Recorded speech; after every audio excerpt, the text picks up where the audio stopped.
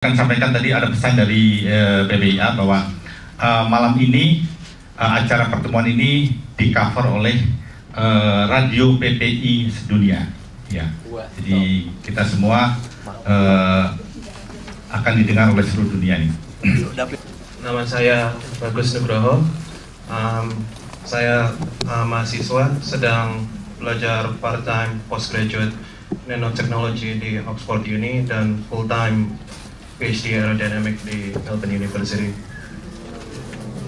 Saya ingin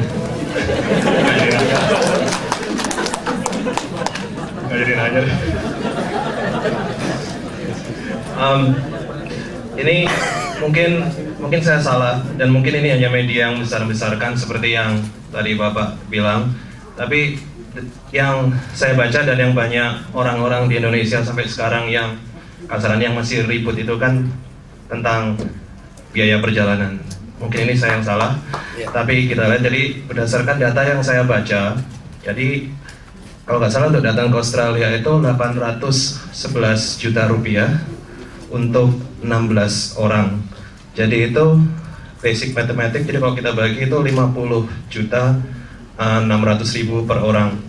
Terus cuman, I don't know, kalau saya lihat 50 million rupiah itu kurang lebih 5,000 Australian dollar for untuk seminggu di Australia. That's incredible amount of money. Like maybe I'm just a poor student, I don't know. Tapi untuk teman-teman yang di sini, you'll know $5,000 it's incredible. Terus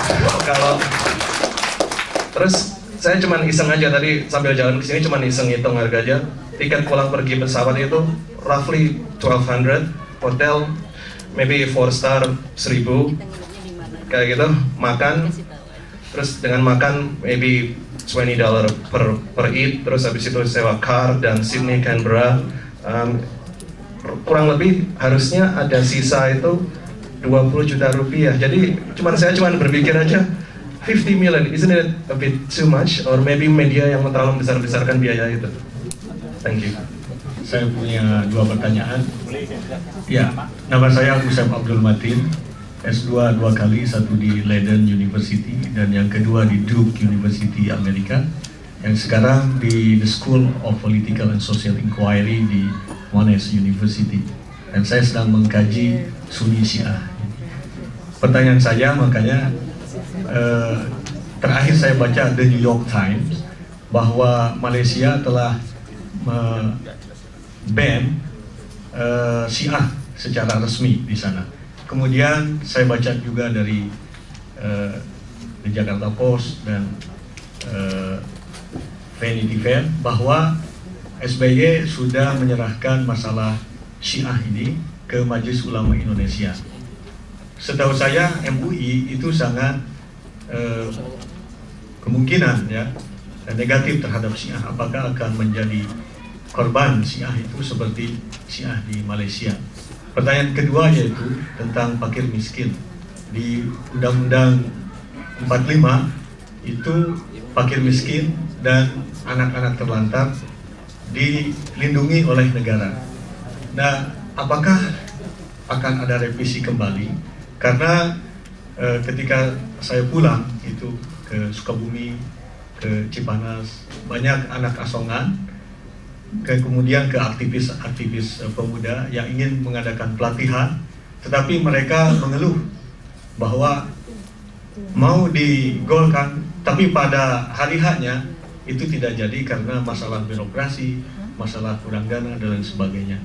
Sekian, terima kasih. Wassalamualaikum warahmatullahi wabarakatuh. Saya Wakil Ketua PPI Australia, sekarang sedang S1 di Melbourne University, International Studies dan Media Communication. Sebelum saya mulai pertanyaan saya ingin mengklarifikasi pernyataan Bapak Abdul Khadim mengenai surat PPIA. Kami sendiri menjadi tergerak untuk membuat semacam surat kepada Komisi 8 DPR RI setelah ada informasi dari Sekretariat Nasional Fitra 2 minggu yang lalu mengenai adanya rencana kunjungan kerja ke Australia, di mana pada saat itu tidak ada informasi mengenai tanggal keberangkatan Bapak Ibu sekalian ke Australia.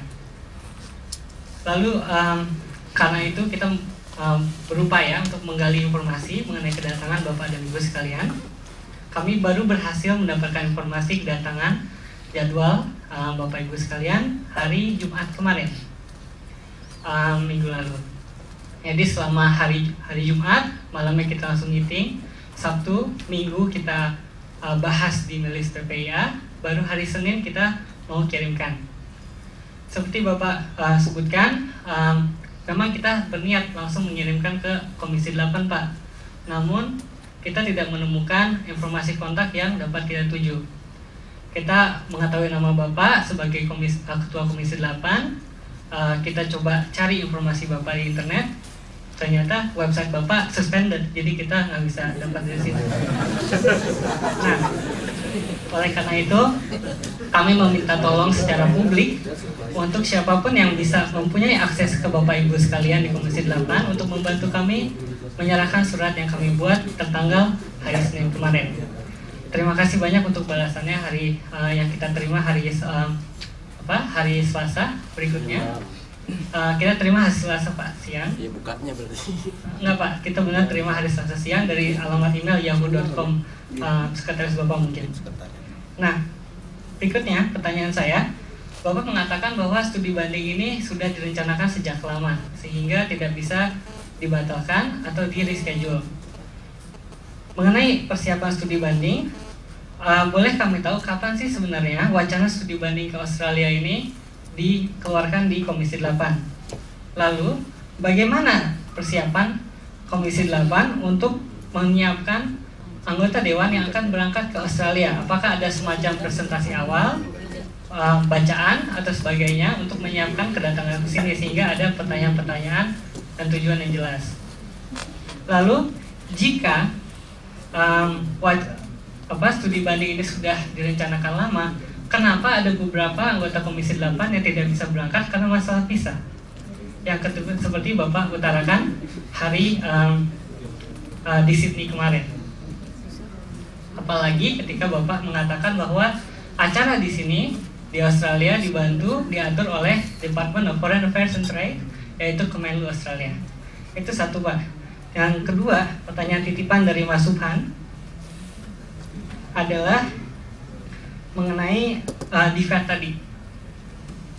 Menurut PPI Australia, kita melihat ini agak rancu ketika DFAT tidak mengagendakan pertemuan dengan pengambil kebijakan mengenai RUU fakir miskin di Australia.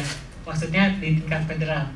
Bapak tadi mengatakan ada pertemuan yang dengan politisi di tingkat state, yaitu di New South Wales.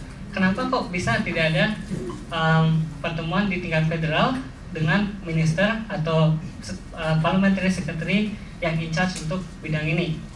Lalu Bapak kemarin mengatakan di dalam wawancara di ABC bahwa Bapak menangkap sinyal-sinyal dari pihak Australia bahwa pihak Australia tidak ingin jika Komisi 8 pergi ke komunitas aborigin.